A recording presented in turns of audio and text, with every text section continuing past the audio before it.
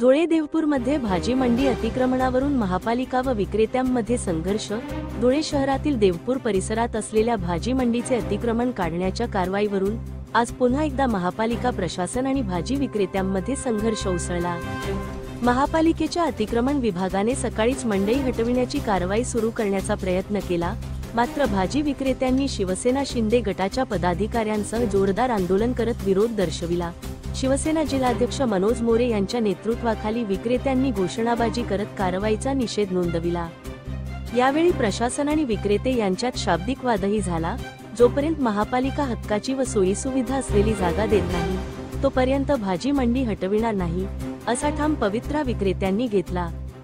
यापूर्वी नगरसेवक आणि आमदारांच्या पुढाकाराने विक्रेत्यांना नवरंग पाण्याच्या टाकीजवळ जागा उपलब्ध करून देण्यात आली होती, मात्र तेथे उंच भिंत, प्रकाश योजनेचा अभाव, स्वच्छतेची समस्या आणि डासांचा त्रास असल्याने ग्राहक येत नाहीत। परिणामी 4 महिने प्रयत्न करूनही विक्रेत्यांना नुकसानीला सामोरे जावे लागले आणि त्यांनी दत्त मंदिर परिसरात पुन्हा व्यवसाय सुरू केला।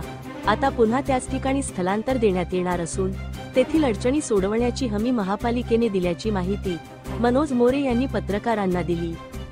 धुळे क्राईम न्यूज साठी अब्दुल रहमान मलिक, धुळे। पालिकेचा नाही हा रस्ता सार्वजनिक बांधकाम विभागाच्या अखत्यारीत येतो।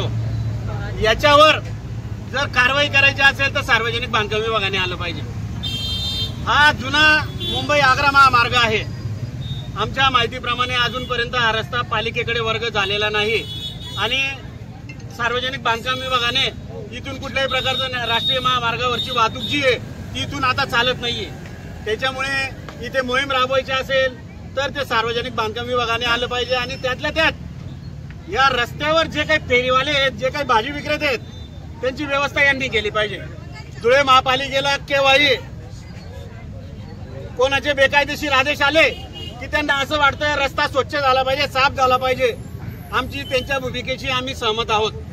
रस्त्यावर अतिक्रमण होऊ नये। अतिक्रमण हा शहराला लागलेला डाग असतो।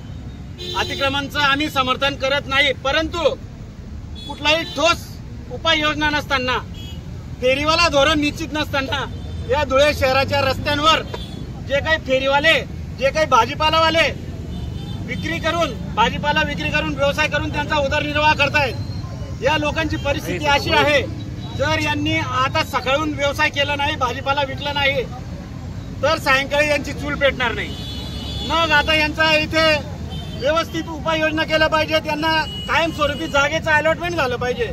कोणीतरी येईल आणि सांगेल तुम्ही इथं बसा, तिथं बसा, ही भूमिका आम्हाला मान्य नाही।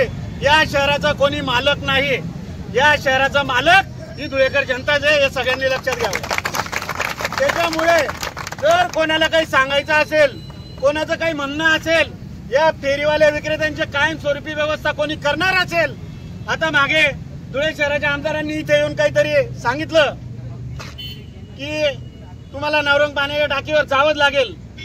आम्हाला त्याच्यापेक्षा सोन्याची जागा दुसरी नाही, परंतु आत्ताची परिस्थिती तिथं व्यवसाय होत नाही। तिथं 10-12 फुटाची भिंत आहे, त्याच्यामुळे मधले बाजार हा रस्त्यावरच्या ग्राहकांना दिसत नाही। तिथं कुठल्या प्रकारच्या सोयी नाही, लाईट नाही, सांडपाण्याचे डबके तिथं साचलेले आहे। मच्छर दिवसभर भाजीपाला विक्रेत्यांना तोडतात, त्याच्यामुळे तिथे कुठलंही गिऱ्हाईक येत नाही। 4 महिने हा आमच्या भाजीपाला विक्रेत्यांनी तिथं प्रयोग केलेला आहे।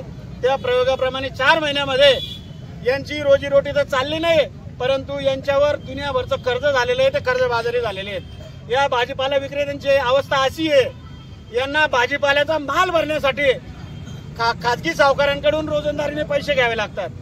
ते पैसे घेतल्यानंतर तो माल भरतात 10-20 हजाराचा आणि तो जर 2-4 दिवसात विकला गेला तर ते खाजगी सावकाराचे पैसे परत करतात आणि त्याच्यानंतर मिळालेल्या नफ्यातून त्यांच्या परिवाराचा उदरनिर्वाह करतात। परंतु ही बेबंदशाही करणाऱ्या महानगरपालिकेच्या या आडमुठ्या धोरणामुळे आज या व्यावसायिकांवर उपासमारीची वेळ आलेली आहे।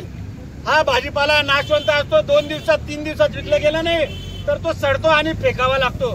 त्याच्यामुळे या महापालिकेच्या आयुक्तांना आमची हात जोडून विनंती आहे, त्यांना जर या भाजीपालावाल्यांचं, रस्त्यावरच्या फेरीवाल्यांचं पुनर्वसन करायचं असेल तर आम्ही त्यांच्या सोबत आहोत, परंतु हौशेखातर जर अतिक्रमण मोहीम राबवणार असतील आणि आमच्या गोरगरीब बांधवांना, रस्त्यावर पोट असलेल्या, हातावर पोट असलेल्या रस्त्यावरच्या व्यावसायिकांना जर पोलीस पोलिसांच्या दडपशाहीने, पोलिसांच्या दंडुकशाहीने इथून हाकलण्याचा प्रयत्न करत असतील तर खबरदार, तुमची गाठ शिवसेनेची लक्षात घ्या. या सर्वांच्या सोबत शिवसैनिक आज इथून उठणार नाही. मला आज या ठिकाणी आम्ही ज्यावेळेस रात्री आम्हाला कळालं की आज कुठल्याही परिस्थितीमध्ये या फेरीवाल्यांना, या भाजीपाला विक्रेत्यांना पोलिसांच्या बळाचा